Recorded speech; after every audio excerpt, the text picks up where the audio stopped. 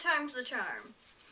Okay, welcome to episode 2 of Sammy's Has Opinions, titled Why Everyone Should Be Watching 5 Reasons Why Everyone Should Be Watching Doctor Who Right Now.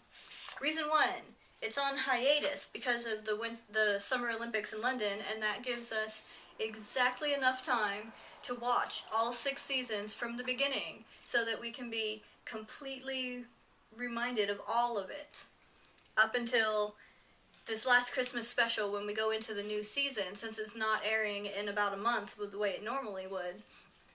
And I don't know about you, but I have been wanting to watch some of those older episodes just for nostalgia's sake, if nothing else. And for those of you who have never seen it, this is the perfect time to start from the beginning of the new series. I wouldn't start from the beginning of the old series to cover one summer only, but start from Rose when 9 met the very first modern companion, and move all the way forward to the Christmas special this past winter. 2, those 6 seasons that I mentioned are really only 13 episodes apiece because it's a British show, so that equals like 3 seasons of an American show, and that is plenty of time to watch 3 seasons of a show, even if you don't, start from the beginning and OD on it season by season like I did. 3rd reason, it is usually very well written. Even the not particularly good episodes, like maybe Fear Her or that pirate episode last season, even those are not hateful, and they're better than a lot of the considered good episodes of regular non-awesome shows. The Russell T Davies years are a little bit cheesier, and the Stephen Moffat years are much more of a bizarre fairy tale. But from the moment the show restarted, it was full of action, full of adventure. The low budget forced them to be creative. The characters are very interesting, even throwaway characters like Sally Sparrow, who's in 1 episode and has this huge following. And it's just, if you want to hear about how storytelling can be a vital part of science fiction and science fantasy, then watch Doctor Who. I promise you, you will not be disappointed. Point 4, there is 50 years of history on this show.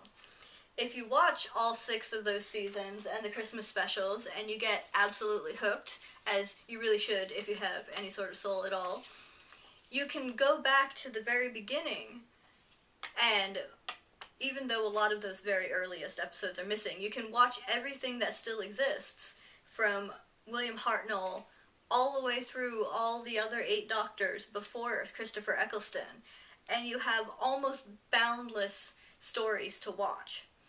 You can see how the show has changed, how the opinions of what the show is have changed. You can form deep and lasting opinions about which serials are the best, and you can see what everyone is talking about when they talk about running down corridors, because there's not a whole lot of that in the new series, but the old series was just entire episodes of just running down corridors, and that's why it's become sort of a joke.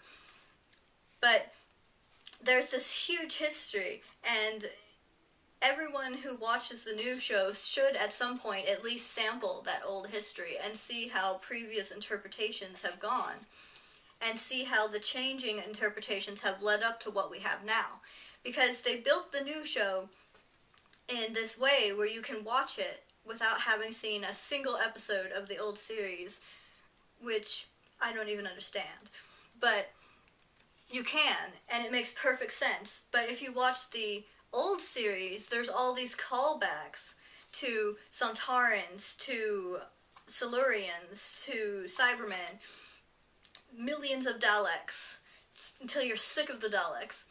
And it makes it such a richer experience, because the people who write the show now are big fans of the show then. They grew up with it, and they weave in little bits of backstory, little dropped hints that there was other stuff going on. And if you watch it, you get all that information that will probably never be in the current series now. And reason number 5.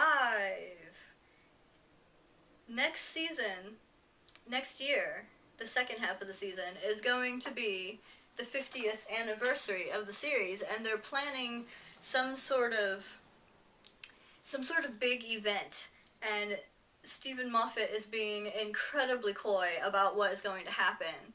But based on what I've heard, I would guess that it's probably going to be Matt Smith regenerating, or a fake out of his regeneration. Hopefully it won't be a fake out, because we've already had that in this current run in the David Tennant times. It's possible that when Amy and Rory leave, that'll be when they do, because that would be a big event, and the trash truck is coming. That would be a big event, and it would be a perfect thing for a big historical half-century sort of a special.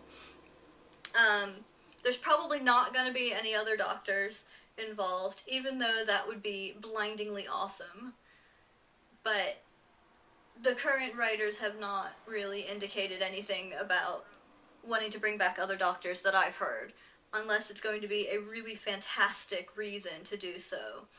And personally, I would probably die of squeak if they did, but who knows. But what we can know is that it's going to be a big deal. It is a half-century. It is the longest running science fiction show ever, even with that decade-long gap between the close of the previous run and the pickup of the current run. And even then, when it wasn't on TV, it was still running in the radio dramas and the books, so it's not really like it went away. It just sort of slid off the radar for a little while. But it's going to be a big deal. There's no other science fiction show, and I don't even know if there's any non-science fiction shows that have ever run that long that were not like news shows. And if you watch for one reason, pick up that first episode and work your way all the way through, see all the high points, see all the low points, get all of your history, and be ready for that episode, because that is going to be the high point of next season. There's no way it cannot be the high point of next season. And those are the reasons why everyone should be watching Doctor Who.